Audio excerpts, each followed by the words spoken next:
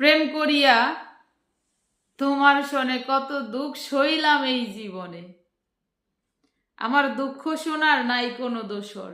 আসলে পৃথিবীতে এমন একটা বাস্তব জীবন চলতেছে, যা বাস্তবের চাইতেও আরো কিছু যদি থাকে তাইলে মনে হয় ওইটাই।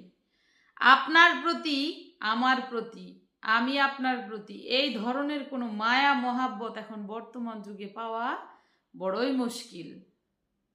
প্রেম তো হচ্ছে এটা আলাদা একটা বস্তু, এটা বিষয়, এটা জগৎ।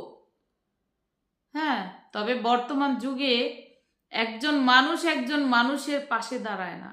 বিপদগ্রস্ত হইলে সে এই মানে কি বলবো, যদি এই বাড়িতে একটা কিছু হয়েই গেল, আল্লাহ না করুক, যদি একটা কিছু হয়েই গেল, তাহলে এই বাড়ির রাস্তাটাকে ওভারটেক করে আরেকটা রাস্তা খুঁজে নিয়ে সে চলে যায়।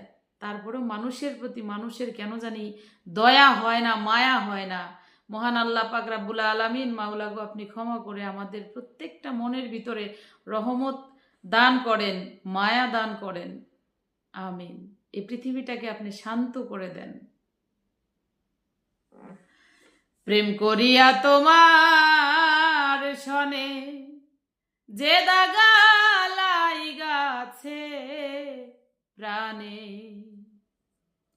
প্রেম আগুনে পুইরা হইলাম ছাই বন্ধুরে, প্রেম আগুনে